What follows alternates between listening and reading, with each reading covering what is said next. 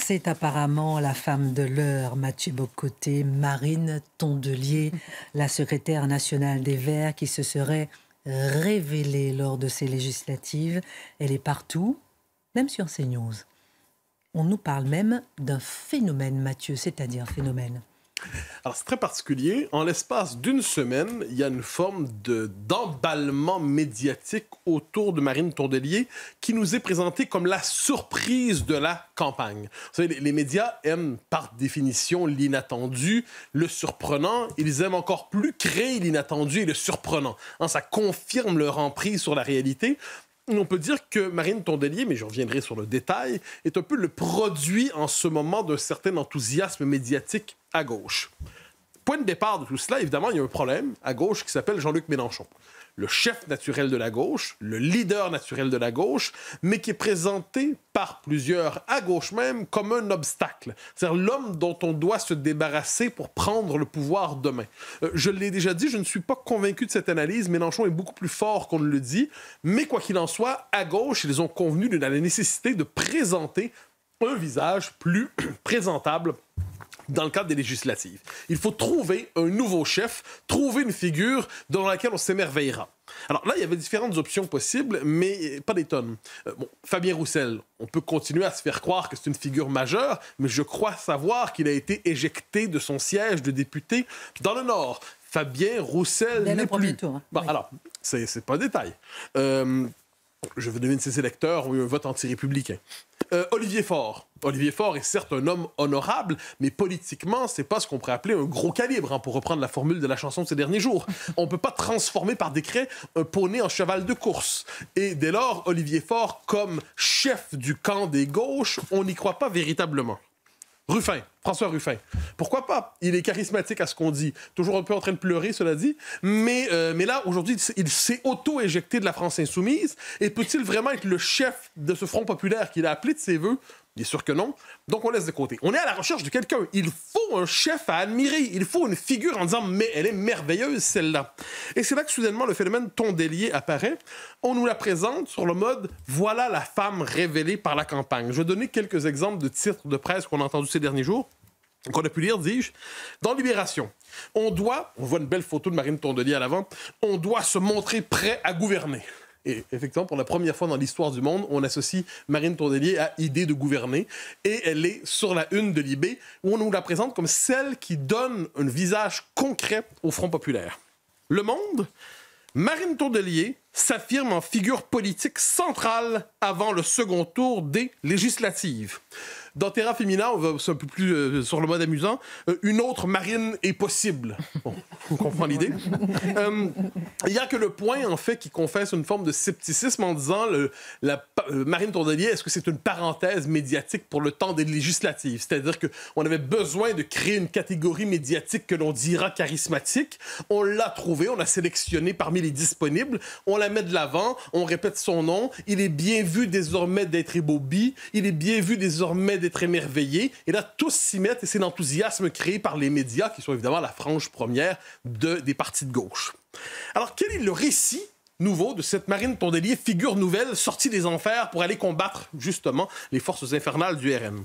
Eh bien, justement, la scène première, on nous le raconte comme ça dans plusieurs journaux, c'est d'abord la scène des larmes républicaines. Rappelez-vous, on en a parlé ici à quelques reprises, lorsque, parlant de Bruno Le Maire, elle est au bord des larmes pour dire à quel point elle a honte de la décision de Bruno Le Maire d'être dans le ni RN ni LFI.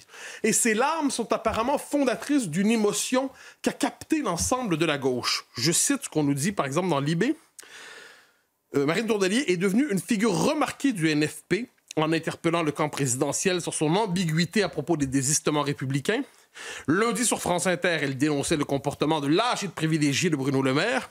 Et là, dans le hall, juste après, une femme a pleuré dans mes bras. J'ai pleuré aussi. Elle pleure, l'autre pleure, la nation communie, Marine Tondelier, présidente peut-être un jour. Et là, on a fait aussi un enjeu féministe, faut pas l'oublier. Parce que Jordan Bardella dit « j'ai pas envie de débattre avec elle, je vais débattre avec des forces politiques réelles, Gabriel Attal, Jean-Luc Mélenchon, mais Marine Tondelier, c'est pour l'instant, demain j'en sais rien, mais ça demeure une force politique mineure à gauche. Il dit « je vais pas faire semblant qu'elle existe ». Eh bien, qu'est-ce que répond Tondelier et d'autres, eh bien, c'est bien la preuve, elle est sur le registre du féminisme, un peu victimaire. C'est une campagne trop masculine, dit-elle, une campagne qui néglige les femmes. Refuser de débattre avec moi, c'est pas refuser de débattre avec un personnage relativement mineur de la vie politique française, c'est de refuser de débattre avec les femmes. Donc, elle devient non seulement celle qui a pleuré dans un geste inaugural contre le fascisme qui revient, mais elle est aussi la femme victime du patriarcat qui s'exprimerait par Bardella. Ça va encore plus loin, cela dit. On lui prête, parce que là, on est dans la construction du charisme en temps réel. Tout ça se passe en 72 heures. Là, on nous dit, c'est aussi quelqu'un qui a fait l'expérience de l'extrême droite sur le terrain, parce qu'elle est d'Hénin-Beaumont, et elle aurait fait l'expérience de ces gens-là en temps réel. Elle les connaît, elle a vu la bête. Quand j'entends les récits de Marine Tondelier à Hénin-Beaumont, j'ai l'impression d'être dans un film américain où un type a fait le Vietnam et il nous raconte « J'ai fait le Vietnam ». Bon, mais la même chose, c'est que j'ai fait Hénin-Beaumont. Avec une voix plus féminine, cela dit, heureusement. Mais elle a fait Hénin-Beaumont. la double voix. Non, elle a fait Hénin-Beaumont. Elle a fait Hénin-Beaumont. C'est pas rien quand même. C'est son Vietnam à elle contre les méchants du moment. On rajoute une touche esthétique. Tout leader doit avoir son esthétique. Elle a une veste verte. Et depuis qu'elle a une veste verte, les gens se jettent sur elle pour lui parler. On précise qu'elle en a acheté 2 identiques pour pouvoir porter très souvent la veste verte essentielle à son charisme. Ça lui va bien avec ses EVR. Bon, très certainement. Je ne conteste pas l'élégance de la dame. Et ensuite, elle parlerait cash, dit-on. Et après son passage hier sur BFM, on nous disait... Mais c'est exceptionnel, c'est sur BFM, je crois. C'est exceptionnel. Elle sait répondre vivement, ne se laisse pas intimider. Nous sommes devant la femme politique de l'heure, celle qu'on n'attendait pas, celle qui renverse tout. Anne Miron. 5,5%. Ah oui. C'est juste une petite parenthèse. Vous rappelez ici les scores électoraux? Ça compte pas. Chut, ça compte pas. C'est aux européennes. C'est ce qu'a fait. C'est le score des écolos. Aux européennes. Alors, vous ne semblez pas tellement convaincu, vous, par cette campagne de promotion, à lire entre vos lignes. Oui, très subtilement. Subtilex, mon petit nom. Alors, je pense qu'on est dans une campagne, très honnêtement et en tout respect, qui relève de l'auto-intoxication idéologique. Ah oui? C'est-à-dire, on est devant des gens qui veulent à tout prix avoir une figure charismatique à proposer, qui ont décidé, consciemment et inconsciemment, c'est jamais un pur produit de marketing, on décide, on a une figure à admirer, et là, dès lors, l'enthousiasme s'alimente lui-même. Et sur les réseaux sociaux qui ont leur fonction là-dessus, l'heure est à l'enthousiasme obligatoire. Alors là, il y a un petit problème, cela dit, c'est qu'on nous dit, voilà une dame qui a compris les Français. Alors, c'est ce qu'elle dit. Il faut comprendre notamment les électeurs du RN. Dans l'IB, elle dit... Il faut construire un contre-récit au RN qui ne soit pas juste « ils sont nuls, les électeurs n'ont rien compris ». Il faut comprendre la colère, dit-elle. Et elle donne ses explications. Les électeurs manqueraient de nourriture, manqueraient d'argent, c'est la faute à Emmanuel Macron. Donc, il est nécessaire de trouver un contre-récit au RN. Mais quand on lui demande « Excusez-moi, madame, mais les enjeux qui poussent les électeurs vers le RN, qu'en pensez-vous » Ce matin, chez Laurence Ferrari, où elle s'est présentée en faisant la grâce de venir sur CNews. Merci infiniment. C'est comme si aujourd'hui, on touchait les lépreux. Merci, parce qu'elle voulait leur parler. Donc, ouais, parlons aux lépreux, touchons les lépreux. Et elle nous dit, par exemple, la submersion migratoire, donc la question migratoire, ça n'existe pas. C'est un non-sujet. Un non-sujet, tout simplement. Et elle prend la peine de dire, c'est la science qui le dit. Fallait le dire. Si la science dit que la question migratoire n'existe pas, cessons tout de suite d'en parler. Merci, Madame Tondelier. La question de la sécurité des femmes dans la rue, c'est un thème très présent dans l'actualité depuis un bon moment. Eh bien, elle nous dit, non, parler de la sécurité des femmes dans la rue et mettre ça en lien avec l'immigration, c'est une manière de braquer le projecteur sur une réalité très limitée, alors que la sécurité des femmes, plus largement, c'est dans la famille. La sécurité des femmes, c'est la grandeur de la société. Donc, dès lors qu'on voit le problème dans son ensemble, la question de l'immigration disparaît. Les femmes, il faut cesser de parler de la question de la sécurité des femmes dans la rue, parce que ça alimente l'extrême droite. Et ça, c'est mal. Elle va plus loin aussi. Est-ce qu'il y a un lien entre la violence et l'immigration? Oui, mais pas celui qu'on croit. Et elle nous explique que la nuit, quand vient la nuit, quand viennent les ténèbres et l'obscurité, des milices d'extrême droite pratiqueraient des ratonnades partout en France contre les mineurs isolés. Alors là, les mineurs isolés, par exemple, ou plus largement, ne sont pas coupables de temps en temps, pas tout le temps évidemment, ça va de soi, de problèmes liés à l'insécurité. Ce sont les victimes des ratonnades d'extrême droite. Le soleil se couche, les lumières disparaissent, les gens d'extrême droite arrivent et tapent apparemment sur les mineurs isolés. Ça sort d'où? C'est quoi? La source, c'est quoi? C'est très particulier. Je précise que c'est un récit qui est très présent à gauche. Rappelez-vous que Jean-Luc Mélenchon a déjà dit la même chose dans le cadre d'un discours où il invitait d'ailleurs la gauche à développer ses propres milices d'autodéfense. Donc, y a-t-il un lien entre l'immigration et l'insécurité? Oui.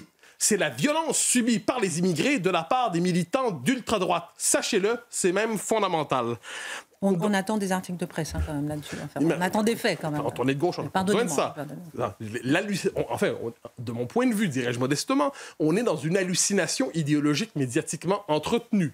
Et ça, c'est un petit détail. Mais quoi qu'il en soit, nous dit, le réel n'existe pas finalement. Elle va plus loin. Elle nous dit, par exemple, parlant de No Pasaran, le fameux clip en début de semaine, bon, il y a un peu, le style du rap est un peu misogyne, certes, mais va-t-elle véritablement condamner la chose? Elle peut certes se désoler de la culture misogyne dans le rap, mais encore, faut-il en parler autant? D'ailleurs, elle a dit, hier, je crois à Pauline de Malherbe, j'ai pas vraiment vu le clip. Vous m'en apprenez presque l'existence. Vous me permettrez, en tout respect, de dire que je ne la crois pas. C'est pas bien de ne pas dire la vérité. Mais cela dit, j'y reviens, elle refuse de condamner. Elle n'est pas la seule. Éric Coquerel, par exemple, l'homme de la France insoumise, dit ces violences, le vocabulaire, c'est un style exagéré, un peu brutal, pour dénoncer des choses légitimes. Très bien. Manon Aubry aussi oublie de dénoncer. Ayons tout ça à l'esprit. Donc, tout ça pour dire que Mme Tondelier, on nous a présenté ça, en fait, depuis quelques jours, comme la plus belle invention, en fait, depuis le pain tranché. Or, dans les faits, qu'est-ce qu'on voit? L'expression québécoise. Alors, qu'est-ce qu'on voit là-dedans? Eh bien, on est surtout devant une apparatchik.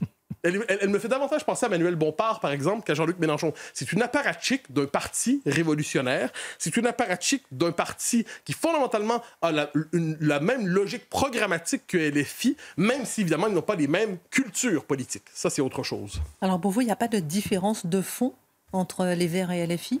Ce sont des nuances de sensibilité. Mais le programme de fond est le même. D'ailleurs, si vous me permettez de le rappeler, ils ont signé un programme commun.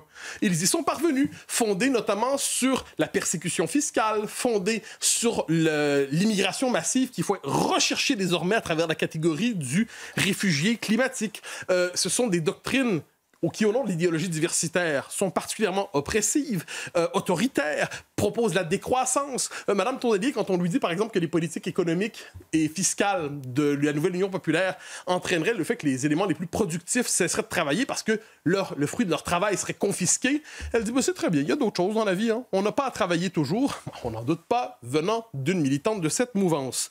Cela dit, je me permets de rappeler une chose.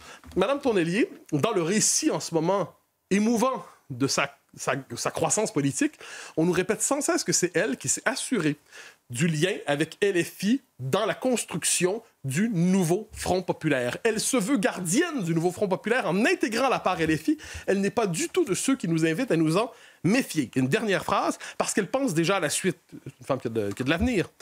Un échange tout récent avec Jean-Luc Mélenchon, ils se sont expliqués dans un café, ils disent là, c'est quoi notre relation aujourd'hui?